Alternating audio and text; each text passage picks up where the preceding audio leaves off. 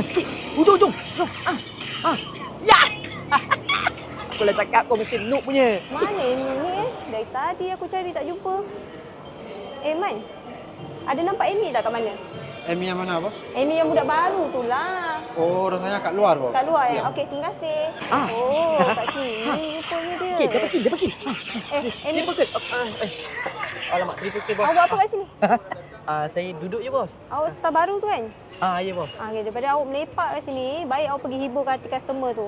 Alang-alang sekarang ni makanan tengah keluar lambat ni. Awak faham baik tak? bos, faham bos. Okey, Sorry pergi boy. tau. Okey.